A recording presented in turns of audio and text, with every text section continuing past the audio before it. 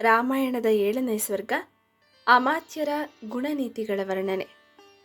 ಮಹಾತ್ಮನಾದ ಇಕ್ಷ್ವಾಕು ವಂಶ ಸಂಭೂತನಾದ ದಶರಥರಿಗೆ ಮಂತ್ರಾಲೋಚನೆಯಲ್ಲಿ ಸಮರ್ಥರಾದ, ಕಾರ್ಯ ವಿಚಾರಪರರಾದ ಮತ್ತು ಪರರ ಮನಸ್ಸಿನಲ್ಲಿರುವುದನ್ನು ಮುಖಭಾವದಿಂದಲೇ ತಿಳಿಯುವ ಸಾಮರ್ಥ್ಯವುಳ್ಳ ಮಂತ್ರಿಗಳಿದ್ದರು. ಆ ಮಂತ್ರಿಗಳು ಮಹಾತಜ್ಞರಾಗಿದ್ದುದು ಮಾತ್ರವಲ್ಲದೆ ರಾಜನ ಹಿತರಕ್ಷಣೆಯಲ್ಲಿಯೇ ನಿತ್ಯವೂ ನಿರತರಾಗಿದ್ದರು. ದಶರಥರಿಗೆ 8 ಮಂದಿ ಯಶಸ್ವಿಗಳಾದ ಮಂತ್ರಿಗಳಿದ್ದರು. ಅವರು ಸರ್ವದಾ ಶುದ್ಧರಾಗಿದ್ದರು. ರಾಜದ್ರೋಹ, ಪ್ರಜಾದ್ರೋಹ, ಸ್ವಾರ್ಥಗಳೆಂಬುವುದು ಅವರ ಮನಸ್ಸಿನಲ್ಲಿಯೂ ಸುಳಿಯುತ್ತಿರಲಿಲ್ಲ. ಸರ್ವದಾ ರಾಜಕಾರ್ಯತತ್ಪರರಾಗಿದ್ದರು. ದೃಷ್ಟಿ, ಜಯಂತ, ವಿಜಯ, ಸಿದ್ಧಾರ್ಥ, ಅರ್ಥಸಾಧಕ, ಅಶೋಕ, ಮಂತ್ರಪಾಲ ಮತ್ತು ಸುಮಂತ್ರ ಇವರೇ ಆ 8 ಜನ ಮಂತ್ರಿಶ್ರೇಷ್ಠರು. ಋಷಿ ಸತ್ತಮರಾದ ವಸಿಷ್ಠ, ವಾಮದೇವರು ದಶರಥರಿಗೆ ಮುಖ್ಯ ಪುರೋಹಿತರು.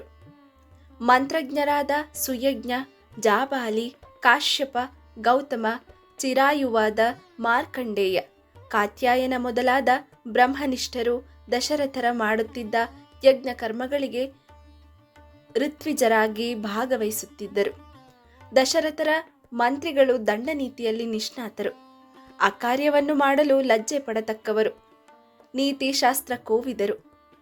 ವಿಹಿತವಲ್ಲದ ವಿಷಯದಲ್ಲಿ ತೊಡಗುವವರಲ್ಲ.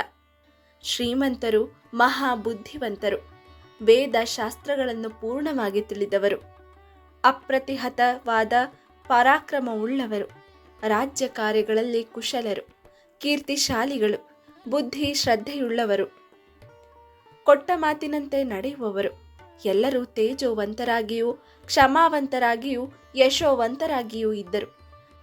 ತಮ್ಮನ್ನು ಕಾಣಲು ಬಂದವರೊಡನೆ ನಸುನಗುತ್ತಾ ಮಾತನಾಡುತ್ತಿದ್ದರು. ಕ್ರೋಧದ ಕಾರಣದಿಂದಾಗಲಿ, ಅಭಿಲಾಷೆಯ ಪೂರ್ಣಕ್ಕಾಗಲಿ, ಅರ್ಥ ನಿಮಿತ್ತದಿಂದಾಗಲಿ ಸುಳ್ಳನ್ನು ಹೇಳುತ್ತಿರಲಿಲ್ಲ. ಅವರಿಗೆ ತಮ್ಮ ರಾಷ್ಟ್ರದ ವಿದ್ಯಮಾನಗಳು ಪ್ರತಿಯೊಂದು ವಿಶದವಾಗಿಯೂ ತಿಳಿದಿರುತ್ತಿದ್ದವು. ಇಷ್ಟು ಮಾತ್ರವಲ್ಲ, ಪರದೇಶದ ವಿದ್ಯಮಾನಗಳು ಅವರಿಗೆ ತಿಳಿದಿರುತ್ತಿದ್ದವು. ದೇಶ ವಿದೇಶಾಂಗ ವ್ಯವಹಾರಗಳಲ್ಲಿ ಇದುವರೆಗೆ ನಡೆದಿರುವುದು, ಈಗ ನಡೆಯುತ್ತಿರುವುದು, ಮುಂದೆ ನಡೆಯಬಹುದಾದುದು, ಈಗ ಅನುಸರಿಸುತ್ತಿರುವ ನೀತಿಯಿಂದ ಉಂಟಾಗಿರುವ ದೋಷಗಳೇನು, ಅವುಗಳನ್ನು ಸರಿಪಡಿಸುವುದೆಂತು ಮುಂತಾದವುಗಳನ್ನೆಲ್ಲ ಗೂಢಾಚಾರರ ಮೂಲಕ ಅನುದಿನವೂ ಕೂಲಂಕುಷವಾಗಿ ತಿಳಿದು ಮಾಡಬೇಕಾದ ಕಾರ್ಯಗಳನ್ನು ಒಡನೆಯೇ ಮಾಡುತ್ತಿದ್ದರು. ವ್ಯವಹಾರಗಳಲ್ಲಿ ಕುಶಲರಾಗಿದ್ದರು. ಕಾರ್ಯ ಮಾಡುವುದರಿಂದ ಉಂಟಾಗಬಹುದಾದ ಗುಣದೋಷಗಳ ವಿಮರ್ಶೆಯಿಲ್ಲದೆ ಕಾರ್ಯ ಮಾಡುತ್ತಿರಲಿಲ್ಲ. ರಾಜನಿಂದ ಸ್ನೇಹದ ವಿಷಯದಲ್ಲಿ ಬಹಳವಾಗಿ ಪರೀಕ್ಷಿಸಲ್ಪಟ್ಟವರಾಗಿದ್ದರು. ಯಾವ ಕಾಲದಲ್ಲಿಯೂ ತಮ್ಮ ಮಗನೇ ಅಪರಾಧ ಮಾಡಿರುವನೆಂದು ತಿಳಿದು ಬಂದಲ್ಲಿ ಒಡನೆಯೇ ಅವನನ್ನು ತಮ್ಮ ಪುತ್ರನೆಂಬುದನ್ನು ಕೂಡ ಲೆಕ್ಕಿಸದೆ ಶಿಕ್ಷಿಸುತ್ತಿದ್ದರು. ರಾಜಾದಾಯವನ್ನು ಸಂಗ್ರಹಿಸುವುದರಲ್ಲಿ ವಿಚಕ್ಷಣರಾಗಿದ್ದರು. ಸೈನ್ಯದ ಸಂಗ್ರಹಣೆಯಲ್ಲಿಯೂ ಹೆಚ್ಚಿನ ಆಸಕ್ತಿಯುಳ್ಳವರಾಗಿದ್ದರು. ಒಬ್ಬನು ವೈಯಕ್ತಿಕವಾಗಿ ತಮ್ಮ ಶತ್ರುವಾಗಿದ್ದರೂ ನಿರ್ದೋಷಿಯಾಗಿದ್ದರೆ ಅವನನ್ನು ಯಾವ ಕಾರಣದಿಂದಲೂ ಹಿಂಸಿಸುತ್ತಿರಲಿಲ್ಲ.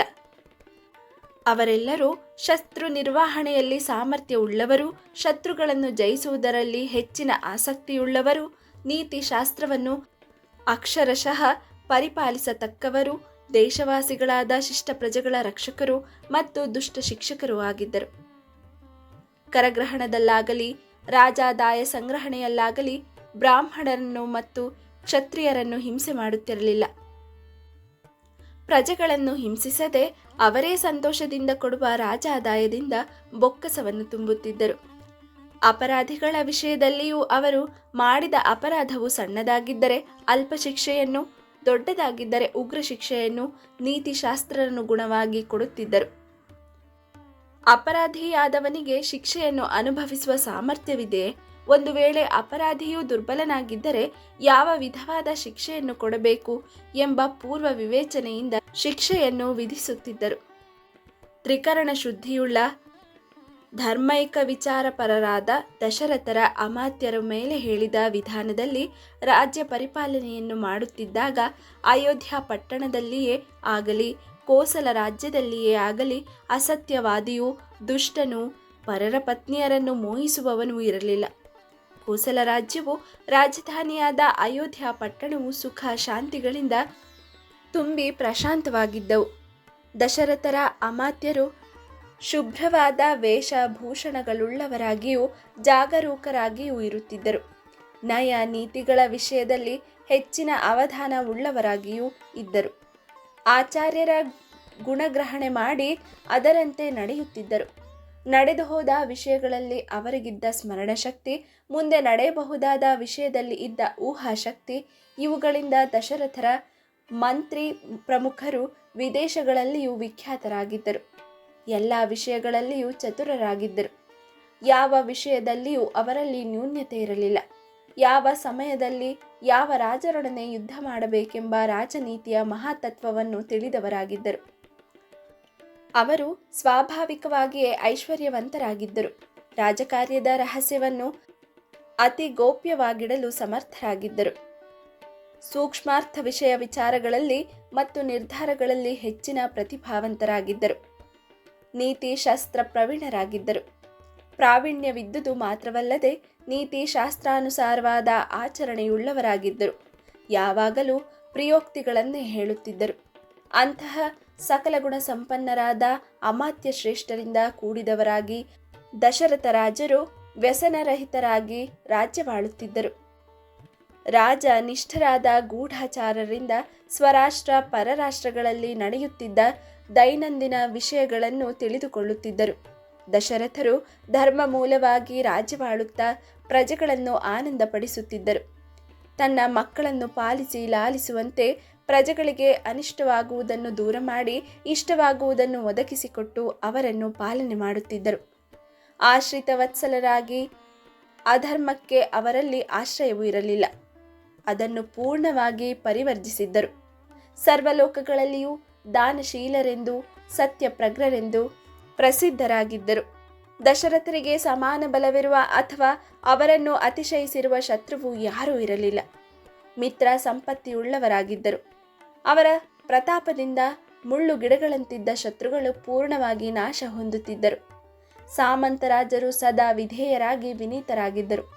ಸ್ವರ್ಗವನ್ನು ದೇವೇಂದ್ರನು ಆಳುತ್ತಿರುವಂತೆ ಭೂಲೋಕವನ್ನು ಮೇಲೆ ಹೇಳಿದಂತೆ ಅತುಲ ಪರಾಕ್ರಮಿಯಾದ ದಶರಥರು ಆಳುತ್ತಿದ್ದರು.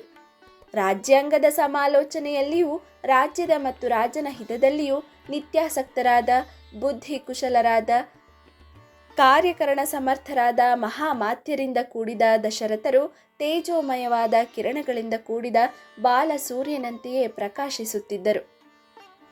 ಇಲ್ಲಿಗೆ 7ನೇ ಸ್ವರ್ಗವು ಮುಗಿಯಿತು. ಮುಂದೆ ಬಾಲಕಾಂಡದ 8ನೇ ಸ್ವರ್ಗದಲ್ಲಿ ದಶರಥರು ಮಕ್ಕಳನ್ನು ಪಡೆಯಲು ಅಶ್ವಮೇಧ ಯಾಗ ಮಾಡುವ ಪ್ರಸ್ತಾಪ ಮಾಡಿದುದು.